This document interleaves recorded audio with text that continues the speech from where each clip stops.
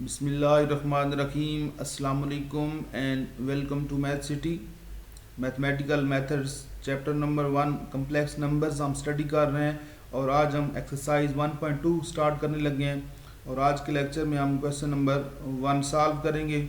तो चलते हैं आज के लेक्चर की तरफ। जो इसका क्वेश्चन नंबर 1 है एक्सरसाइज 1.2 का, इसके 3 पार्ट्स हैं और इसमें कहता है कि right each of the following expression in the form a plus iota b।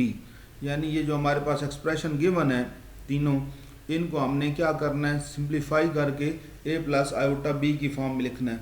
तो एक मेथड तो बहुत सिंपल सा जो एफएससी में भी आपने पढ़ा है कि जस्ट जिस तरह पहला पार्ट है इसका स्क्वायर ओपन करें, सिंप्लीफाई करें तो ये इस फॉर्म में आ जाएगा। इस तरह इसको भी आप, इसकी पावर 4 है, -3 की पावर 4 अलग ले लें और आयोटा की पावर 4 अलग करेंगे, सिंप्लीफाई हो जाएगा।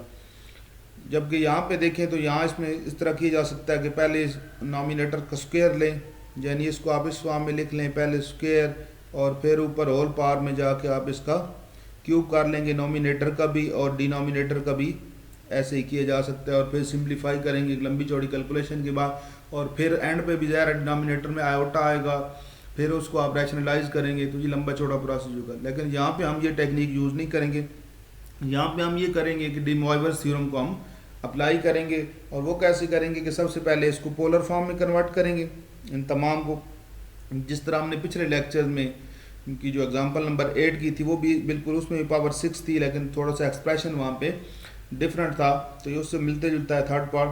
तो वो वाली टेक्निक अब यहाँ पे भी हम यूज़ करेंगे, यानी हम डी मॉइवर्स थ्योरम को अप्लाई करेंगे। तो चलते हैं सबसे पहले फर्स्ट पार्ट को देखते हैं। इसकी पोलर फॉर्म में इसको कन्वर्ट करना है। कम्प्लेक्स नंबर है, फर्स्ट करें इसको z हमसे डिनोट करते हैं, z इज इक्वल दिस। तो पोलर फॉर्म में कन्वर्ट करने के लिए दो चीज़ों की ज़रूरत पड़ती है, एक इसका मार्ड और दूसरा इसका आर्गूमेंट, यानी थीटा हमने फाइंड करना है। तो मार्ड सिंपल है, जस्ट रियल पार्ट का स्क्वायर लेना होता है, इमेजिनरी पार्ट का स्क्वायर ऐड करके स्क्वायर रूट लेते हैं तो उसका मार्ड आ जाता है -3 स्क्वायर रूट ऑफ 3 का स्क्वायर प्लस 1 का स्क्वायर, तो ये 3 आ जाएगा, ये 1 3 + 1 4 और 4 का स्क्वायर रूट ये 2 आ गया। अब अगर देखें इसको तो जो थीटा है वो डिपेंड करता है कि आपका जो z है वो किस क्वाड्रेंट के अंदर मौजूद है। अब इसमें अगर देखें तो ये जो z आ रहा है यानी x, इसका x कोऑर्डिनेट जो है वो नेगेटिव है और y कोऑर्डिनेट इसका पॉजिटिव है, तो इसका मतलब ये है कि ये हमारे पास सेकंड क्वाड्रेंट है। तो सेकंड क्वाड्रेंट के हिसाब से हम फार्मूला लगाएंगे थीटा वैल्यूएट करने का। यानी लेक्चर 1 के अंदर जो इस कोर्स का लेक्चर 1 था उसके अंदर बहुत डिटेल से मैंने आर्गूमेंट फाइंड करने का प्रोसीजर डिस्कस किया था। उसके अंदर सारे फार्मूले एक टेबल बना के दिया था कि अगर फर्स्ट क्वाड्रेंट में हो तो कैसे वैल्यूएट करना है, सेकंड में हो, थर्ड में हो, फोर्थ में। अगर आपने अभी तक वो लेक्चर नहीं देखा तो प्लेलिस्ट में जाके इस चैनल पे वो फर्स्ट लेक्चर ज़रूर देखें, क्योंकि वो लेक्चर देखने के बाद आपके लिए ये चैप्टर बहुत आसान हो जाएगा। अदरवाइज डिफरेंट जगहों पे तकरीबन बहुत सारे क्वेश्चन के अंदर हमें पोलर फॉर्म की ज़रूरत पड़ती है, तो वो उसके लिए बहुत ज़रूरी है फर्स्ट लेक्चर को स्टडी करना। अब ये चूँकि हमारे पास सेकंड क्वाड्रेंट है, तो सेकंड क्वाड्रेंट के हिसाब से जब सेकंड क्वाड्रेंट का फार्मूला बनता है तो वो बनता है tan इनवर्स y/x + y। ये सेकंड क्वाड्रेंट में हम यूज़ करते हैं। y होता है इमेजिनरी पार्ट और x होता है रियल पार्ट। अब इमेजिनरी पार्ट जहाँ 1 है, रियल पार्ट जो है वो -3 है, तो ये आ गया 1/-√3 और प्लस पाई, ये फार्मूला है। आप वहाँ से जाके डिटेल से इसको स्टडी कर सकते हैं लेक्चर 1 के अंदर। अब यहाँ पे इसको जब एवेल्यूएट करते हैं तो ये -π/6 आता है और इसमें प्लस पाई करेंगे तो ये आ जाएगा 5π/6। तो ये इसका z भी आ गया, z मार्ड भी आ गया और थीटा। तो अब सिंपली पोलर फॉर्म क्या होती है, z is equal to z mod का theta plus iota sine theta. अब इसमें z मार्ड और थीटा की वैल्यू आप पुट कर दें, तो z हमारे पास था -√3 प्लस आयोटा, वो इसकी जगह z के नीचे आ गया, z मार्ड की जगह उसकी वैल्यू आ गई √2 जो हम ऊपर वैल्यूएट कर चुके हैं, और थीटा की जगह 5π/3। अब चूँकि यहाँ पे स्क्वायर है गिवन क्वेश्चन के अंदर, तो अब दोनों तरफ हम स्क्वायर ले लेते हैं। दोनों तरफ स्क्वायर लिया तो यहाँ 2 का स्क्वायर आ गया और ये 2 का स्क्वायर तो 4 हो जाएगा। अब यहाँ पे डी मॉइवर्स थ्योरम अप्लाई होगा। डी मॉइवर्स थ्योरम ये कहता है कि अगर आपके पास बाइनॉमियल इस तरह का है, cos theta plus iota sine theta की फॉर्म का, तो इसके ऊपर जो भी पावर आप लेंगे वो पावर क्या होगी, वो इधर शिफ्ट हो जाएगी एंगल में। ठीक है जी, तो यहाँ पे ये बन जाता है cos n theta plus iota sine n theta. अब यहाँ पे भी देखें तो ये cos theta plus iota sine theta form है और ऊपर 2 है। अब ये 2 क्या होगी, ये यहाँ पे शिफ्ट हो जाएगी एंगल के अंदर, साइन के साथ भी और इधर cos के साथ भी यहाँ पे शिफ्ट हो जाएगी। तो सिंप्लीफाई करके देखते हैं क्या बनता है हमारे पास। ये 2 का स्क्वायर 4 और वो जो पावर 2 थी वो यहाँ से आके यहाँ पे भी शिफ्ट हो गई और यहाँ पे भी शिफ्ट हो गई। ठीक है जी, ये वाली पावर 2 यहाँ से ख़त्म हो गई। अब इसको सिंप्लीफाई करेंगे तो ये हमारे पास 3 आ जाएगा, यहाँ पे भी 3 आ जाएगा। पाई ओवर 3, पाई होता है 180, 180 ओवर 3 60 मल्टीप्लाई बाय 5 करेंगे 300। तो आप कैलकुलेटर से cos 300 और साइन 300 की वैल्यू फाइंड आउट करेंगे तो यहाँ पे आपके पास आ जाएगी 1 ओवर स्क्वायर रूट ऑफ 2 और यहाँ पे आ जाएगी minus iota square root of 3 over 2। Calculator से करेंगे तो यहाँ पे 0.5 आ जाएगा, तो उसका 1 ओवर 2 और यहाँ पे 0.866 आ जाएगा जिसको स्क्वायर रूट ऑफ 3। अब यहाँ से 2 डिनोमिनेटर वाला 2 अगर आप कॉमन लें तो इसके साथ कैंसिल कर दें डिनोमिनेटर में कॉमन लेके, तो ये अल्टीमेटली आपके पास जो है वो आ जाएगा, आपके पास आ जाएगा 2 times 1 minus square root of 3 iota. क्यों, ये जहाँ से 2 जो है जब आप इसको करेंगे ऐसे यानी एलसीएम ले लेंगे 2 तो 1 minus iota square root of 3 आ जाएगा। ये 2 से कैंसिल, तो ये 2 into 1 minus iota square root of 3। तो ये सिंप्लीफिकेशन है। ठीक है जी, ये था डी मोइवस थ्योरम को अप्लाई करके सॉल्व। ऐसे डायरेक्टली भी आप कर सकते हैं कि इसको आप यहाँ से जस्ट स्क्वायर ओपन करेंगे A square plus B square plus 2ab करके भी इसको आप कर सकते हैं। लेकिन यहाँ पे जो कि हम डी मोइवस थ्योरम की एप्लीकेशन के तौर पे इन क्वेश्चन को स्टडी कर रहे हैं तो इसलिए हमने यहाँ पे डी मोइवस थ्योरम अप्लाई किया। अब नेक्स्ट इसका सेकंड पार्ट है, तो सबसे पहले इसको भी हमने पोलर फॉर्म में कन्वर्ट करना है। तो let z is equal to -3 iota. ठीक है जी, तो ये आपके पास प्योर इमेजिनरी नंबर है, इसमें रियल पार्ट नहीं है।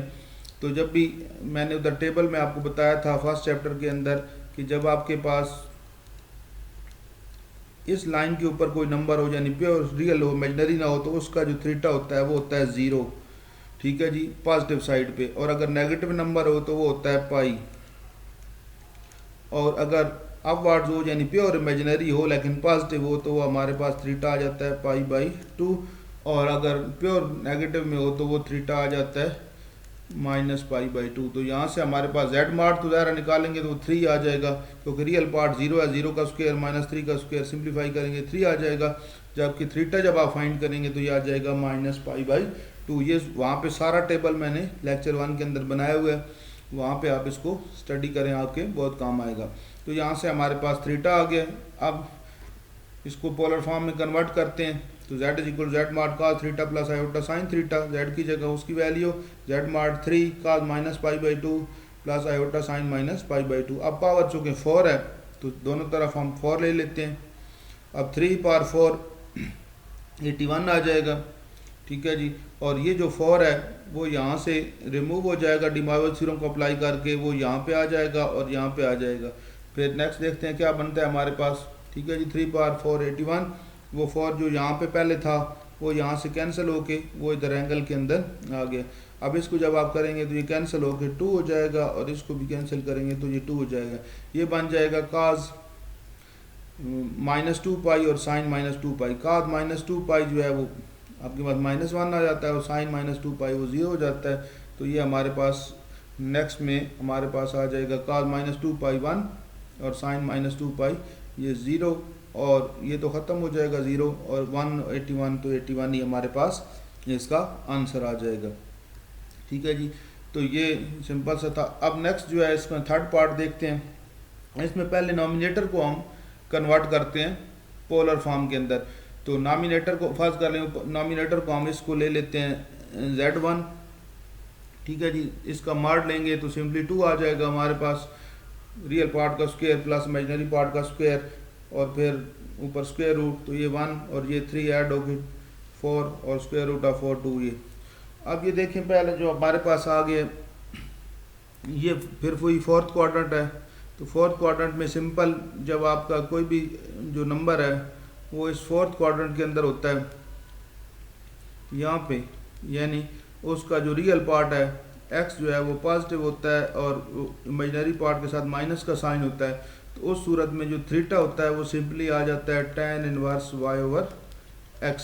ये इसके लिए होता है फोर्थ क्वाड्रेंट के लिए। ठीक है जी। इसी तरह जो फर्स्ट क्वाड्रेंट में यानी x भी पॉजिटिव हो y भी पॉजिटिव हो तो वहाँ पे भी tan सिंपली थीटा जो आ जाता है वो tan inverse y over x ही आ जाता है।